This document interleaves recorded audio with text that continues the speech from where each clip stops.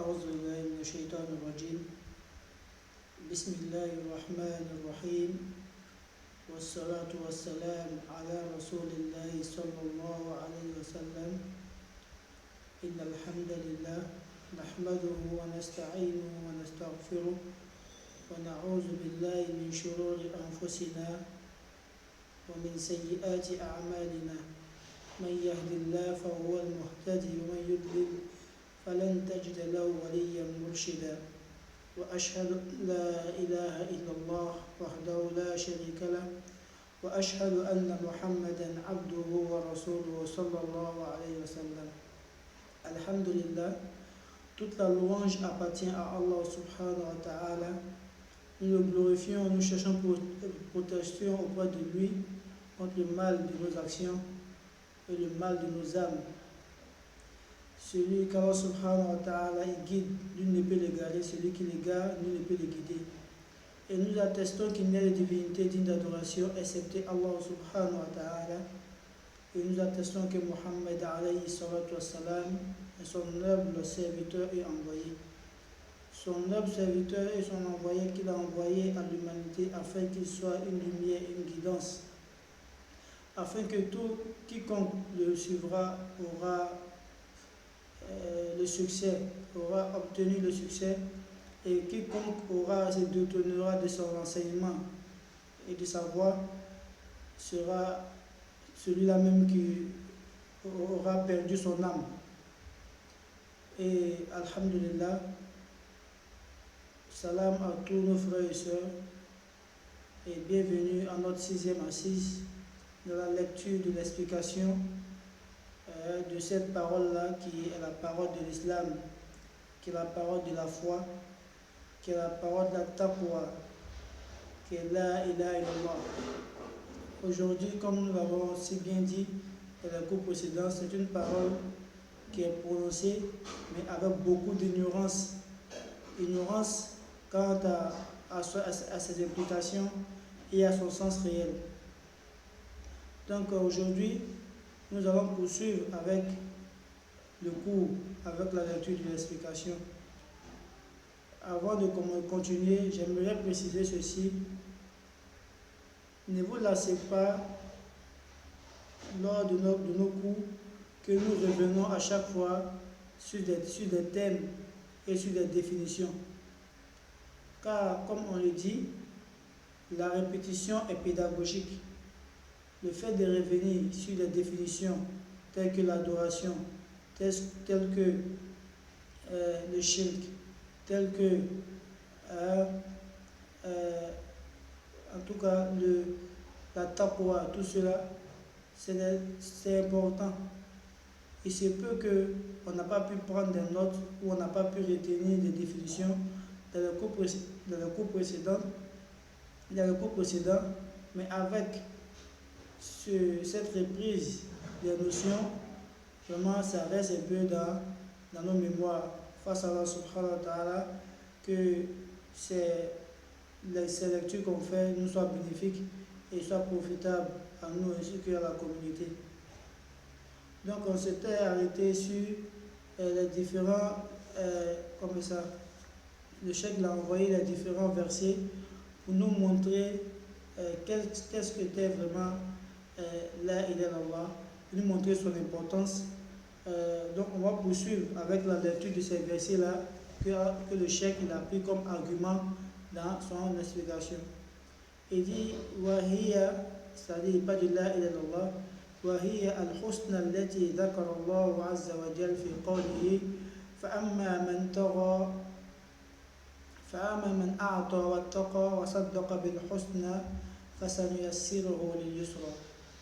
Donc le cheikh il dit la ilaha illallah, c'est al-husn allati, c'est la récompense que Allah subhanahu wa ta'ala il dit dans le Coran, à la sourate Wal-Layl, verset 5 à verset 7. Et Allah subhanahu wa ta'ala dit فَأَمَّا مَنْ أَعْطَى, et celui qui donne, qui dépense, et crée Allah subhanahu wa ta'ala وصدق بالحسنى وصدق بالحسنى et qui a cru à la récompense, à la grande récompense. فسنيسره لليسرى, alors nous allons mettre sur son chemin, nous allons le faciliter son chemin. Donc le chef dit al-husna wa saddaqa bil-husna, et qui a cru à la récompense, qui est le chef dit al-husna ici, c'est la ilaha illallah. C'est la ilaha illallah que Allah subhanahu wa ta'ala il parle dans ce verset. وهي القول الثابت الذي قال تعالى يثبت الله الذين آمنوا بالقول الثابت في الحياة الدنيا وفي الآخرة. Le cheikh dit la ilaha illallah, c'est la parole du raffermissement, du raffermissement ainsi que de la stabilité. Et là, son a dit يثبت الله الذين آمنوا بالقول الثابت في الحياة الدنيا. Allah subhanahu wa ta'ala va raffermir الذين آمنوا, ceux qui ont cru, avec la parole du raffermissement, la parole de al-qawl thabit, qui est la ilaha illallah.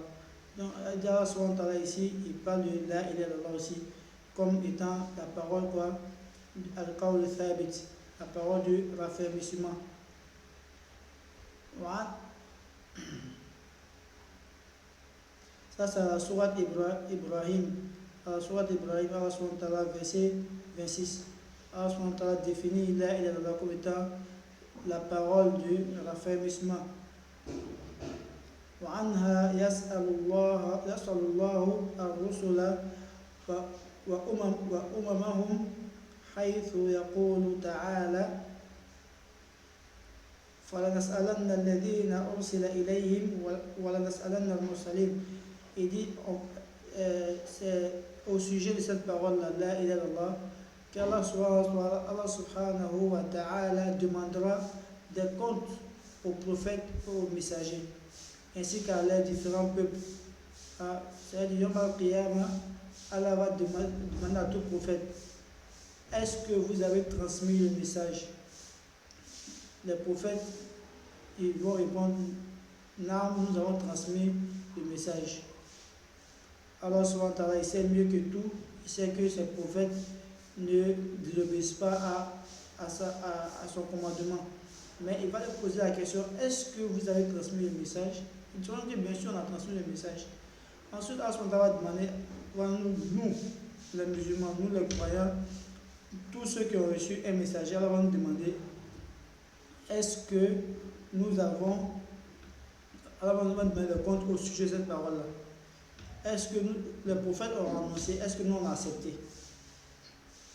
Aujourd'hui, tout le monde dit la ilaha illallah, on a accepté, mais on n'a pas accepté le sens de la ilaha illallah. En ce sens que quoi, au sein de notre communauté des musulmans, il y a les actions qui se posent qui sont contraires à la ilaha illallah. Et les sacrifices que les gens font qui sont contraires à la ilaha illallah, qui font à des objets, à des créatures, aux eaux, à des personnes, espérant des faveurs, espérant des grâces venant de ces choses-là. Tout ça, ça montre qu'on n'a pas encore accepté la réalité de la ilaha illallah. Quand la ilaha illallah entrera dans nos cœurs, réellement, on verra que tous ces manquements-là vont disparaître. C'est pas pour rien que le prophète sallam a fait, on peut dire, la moitié de sa mission en train d'enseigner cette parole aux gens. Cette parole est toujours méconnue de la communauté. D'autres me se posent la question, mais pourquoi parler de ça? Là, tout le monde est musulman. C'est pas, tout le monde est musulman, tout le monde adore son temps, tout le monde prie, tout le monde jeûne, tout le monde truc. Non, non. On prie, on jeûne sur la base de quoi? On prie, on jeûne, alors que le premier pilier, il n'est pas encore bien compris. Il n'est pas encore mis en application. Ces implications, on ignore le sens. On ne connaît même pas ses conditions. D'où le samba que là, il a les conditions. Mais on est ensemble, on fait les prières, on fait le mois de Ramadan, on va à la Mecque, mais il ignore cela. Ce n'est pas normal. Pour toute personne qui cherche la vérité, quand on te dit ah, telle affaire, elle se repose sur des bases. La moindre des choses, en tant qu'une personne responsable religieusement parlant, c'est de chercher à savoir quelles sont ces bases-là, quels sont ces piliers. Chercher à comprendre chaque pilier pour pouvoir asseoir une bonne base, pouvoir asseoir une bonne base au reste des adorations. Tu vas demander à tous les musulmans, il y a combien de piliers en islam? Je dirais qu'il y a 5 piliers. Le plus c'est quoi? C'est d'attester qu'il y a des divinité, là il est là-bas. Mais tu vas les demander, là il est là-bas, ça veut dire quoi? Ils vont te dire, il n'y a de Dieu que Dieu. Tu n'as rien dit. Mais plutôt, il faut dire, il n'y a de Dieu qui mérite que je l'adore, que je lui voue un sacrifice, que je me remette en lui, que je place ma confiance en lui, que je le crains, que je reviens à chaque fois à lui, si ce n'est Allah subhanahu wa ta'ala. Si tu dis ça comme ça, avec conviction, tu verras que tu ne vas pas faire de sacrifice pour des créatures. Tu ne feras pas de jeûne pour des créatures. Tu ne prieras pas pour des créatures. Mais tu vas faire tout cela pour Allah subhanahu wa ta'ala. Parce que tout ce que tu fais, que ce soit prière, que ce soit jeûne, que ce soit immolation, que ce soit crainte, que ce soit espoir, que ce soit confiance, que ce soit confiance, que ce soit tout cela, c'est le droit d'Allah subhanahu wa ta'ala qui est sur toi. Que tu dois lui accorder, mais pas à une créature. Donc le cheikh dit, Allah va demander les prophètes au sujet de cette parole-là, et nous aussi, on sera demandé. Donc on a tous intérêt à apprendre la réelle, ou bien le fond, la réelle définition de cette parole-là, et à pouvoir se former sur ces conditions, sur ces annulatifs, afin de pouvoir baser notre adoration sur quelque chose de solide. Car nous donne la bonne compréhension, qui nous facilite la mise en pratique. Donc le cheikh dit aussi, il dit Fayakou, et il dira qu'il va demander les messagers, il va demander aussi les peuples. Il dit Fayakou le Rosolo, à ce moment donne la réponse des messagers. Lorsqu'il posera la question aux messagers, il dit Fayakou le Rosolo, Mada Ojibtum. ويقول الأمم ماذا أجبتم المرسلين. Comme je le disais, Allah va dire aux messagers, Allah va questionner les messagers ainsi que les prophètes. Qu'est-ce que vous avez fait du message? Ils devront donner les réponses. On a transmis le message. La question qu'Allah va nous poser, il va me poser à moi, ainsi qu'à vous, il dira Mada ojibtum al-mursalin. Il dit le message que les prophètes et les messagers vous ont envoyé là, comment vous avez reçu cela? Comment vous avez accueilli cela? Quelle a été votre réponse à leur message? Donc, il faut savoir où à ce moment pose question là-dessus. La chose dont à ce moment posera la question là-dessus, et là il est Allah. Ce n'est pas ta prière, ce n'est pas ton jeûne, ce n'est pas ta zakat. Parce que tu peux beau faire tout cela, mais si tu n'as pas concrétisé le premier pilier, tu ne fais rien. Et tu seras dessus de voir tout cela vain. Et ça va se monter dans le Coran. Il dit وَقَدَمْنَا مَا عَمِلُوا مِنْ عَمَلٍ فَجَعَلْنَاهُ هَبَاءً مَنْثُورًا. C'est-à-dire Allah va reconnaître, il va reconnaître les œuvres des humains. les bonnes actions qu'on aura fait. À ce moment-là, on va présenter ça à certaines catégories de personnes. Quand on en présente cette catégorie-là, Allah va nous montrer leurs actions, leurs jeûnes, leurs siyam, leurs zakat, leurs aumônes, tout ça. Allah va les présenter. Ils seront contents. Ils vont voir les actions.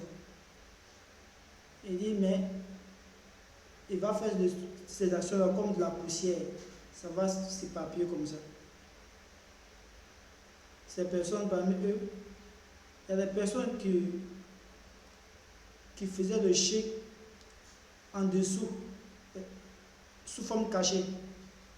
Mais ils extériorisaient l'islam. Quand tu le vois, tu vois le musulman, tu vois le pieux, tu vois l'ascète. Mais quand tu es seul avec Allah subhanahu wa ta'ala, il a d'autres deals avec d'autres créatures, avec des djinns, avec des humains, avec des shayatines. Quand on présente cette catégorie-là. Et les personnes qui ont entaché les actions avec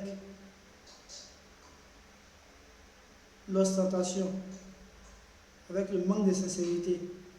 Sur l'enseignement qui a ils vont voir les actions en poussière éparpillée.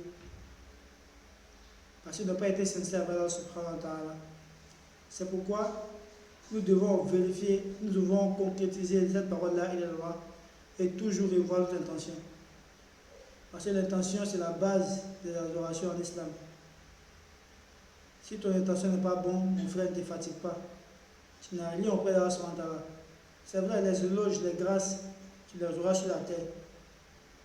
On va dire ton nom en tant qu'un prédicateur, en tant qu'un imam, en tant que vraiment un donateur, en tant que vraiment un enfant qui est bien, en tant qu'une sœur, vraiment qui est pudique. Mais, Yoma Kiyama, auprès d'Allah subhanahu wa ta'ala, ton créateur, notre retour à nous tous, tu n'auras rien. Et quelle grande bête quand nous en préserve. Il dit Fala ila illallah. Il dit La ila kalimatu al-ikhlas. Il dit c'est la parole de la sincérité. Kalimatu taqwa, la parole de la foi. Kalimatu de la crainte. Wahiya al-uratul uthqa, c'est la lance la plus solide. Wahiya kalimatu al-fariqatu bayna al-kufri wal iman. C'est la parole qui permet de distinguer entre l'associationnisme et la foi. ولا بد من اعتقاد معناها مع التلفظ بها. Il dit on est obligé, il est impératif, on ne peut pas dissocier, on ne peut pas séparer la prononciation ainsi que l'action avec la parole là et la loi. C'est-à-dire, il dit on doit croire au sens de la et de Allah avec la prononciation. C'est-à-dire, tu crois que la et de Allah, nul ne doit mériter ton adoration si ce n'est Allah subhanahu wa ta'ala. Tu dois croire en ça. Tu dois savoir que c'est Allah que tout le monde, toutes les créatures doivent adorer. Et c'est Allah subhanahu wa ta'ala qui a envoyé les messagers afin d'orienter les hommes vers lui. Donc la parole qui te permet d'adhérer à la religion de Dieu, d'Allah subhanahu wa ta'ala, c'est de prononcer la ilaha illallah. Donc tu dois croire en cela. Et c'est pas tout. Si tu crois en cela, il faut la prononcer. Il faut dire la ilaha illallah. À moins que tu ne puisses pas prononcer, tu sois sourd et muet. Non, ça c'est autre règle, autre chose. Ça c'est à part, c'est une contrainte. Mais du moment où tu arrives à parler, tu dois prononcer la ilaha illallah pour adhérer à la religion d'Allah subhanahu wa ta'ala qui est l'islam et qui est la religion de tous les messagers. Isa alayhi salam, Jésus a appelé à l'islam. Moussa alayhi salam a appelé à l'islam. Yusuf alayhi salam a appelé à l'islam. Yunus appelé à l'islam, Joseph appelé à l'islam, Ibrahim appelé à l'islam, jusqu'à Adam à l'islam, tout cela, leur religion c'était quoi l'islam? La soumission à un Dieu unique, sans associé. Il dit, tu dois la prononcer. En plus de la prononciation, tu dois œuvrer avec son sens. Tu dois œuvrer et connaître son sens. Pour œuvrer, il faut connaître d'abord. Donc, tu dois connaître son sens et œuvrer avec cela. Il dit, la Bouddha min i'tiqad ma'naha ma'a talaffuzi biha والعمل بلوازمها فليس المراد قولها باللسان مع الجهل بمعناها. Et donc, il dit le but de la ilaha illallah, c'est pas de la prononcer avec la langue et puis ignorer son sens, c'est pas ça. Il dit le but, c'est de prononcer et puis œuvrer avec ses implications. Il dit ça, tu n'as pas le choix. Tu attestes la ilaha illallah par une prononciation. C'est une parole que tu prononces par la langue, et puis c'est une croyance dans le cœur, et puis c'est des actions par les membres. Il ne faut pas dire non, je crois en Allah, voilà, mais tu ne fais rien qui montre que vraiment tu es croyant. Hein, tu dis la ilaha illallah, mais c'est toi tu ne pries pas. Ou c'est toi tu négliges la prière. C'est pas ça le but. Ou bien tu dis non, le plus important c'est le cœur. Oui, c'est le cœur, certes, mais l'action vient concrétiser quoi le cœur. En ce sens, dans le Coran, il dit Inna allazina amanu wa amilu solihat. Ceux qui ont cru et qui ont œuvré en bien. Et puis ceux qui ont cru, ceux qui ont la foi dans leur cœur, c'est tout. Mais il dit ceux qui ont cru et qui ont œuvré. Donc là, Allah a besoin d'une connaissance préalable de son sens et d'une application, d'une mise en application de ces implications, Inch'Allah. Qu'elle nous donne la bonne compréhension, qu'il nous facilite la mise en pratique. Donc, Cheikh dit فالمراد الاعتقاد بالقول والنطق اللسان والعمل بالمقتضى لا إله إلا الله. Donc il revient encore là-dessus. Il dit le but c'est que tu aies une croyance ferme en cette parole dans ton cœur et que tu la prononces par la parole la ilaha illallah et que tu œuvres avec ses implications, les implications de la ilaha illallah. وذلك بإخلاص العبادة لله تعالى. Et tout cela, la croyance, la prononciation, avec l'application de la mise en application de ces implications, il dit tout cela doit se faire avec la sincérité de l'adoration envers Allah subhanahu wa ta'ala. Wa tarki al-ibadati ma siwa Allah. Et tout cela doit se faire avec la sincérité de l'adoration envers Allah subhanahu wa ta'ala et le délaissement et le rejet de tout ce qui est adoration, avec le rejet de toute adoration pour autre qu'Allah subhanahu wa ta'ala. Il dit falla ila la kalimatu an-nutqin wa amalin wa kalimatu nutqin wa ilmin wa amalin. Donc tout ce qu'il a dit au Cheikh de Zil. Il dit la ilaha illallah, c'est la parole. La ilaha illallah est une parole qu'on prononce. Est une parole qu'on prononce, qu'on apprend et qu'on applique.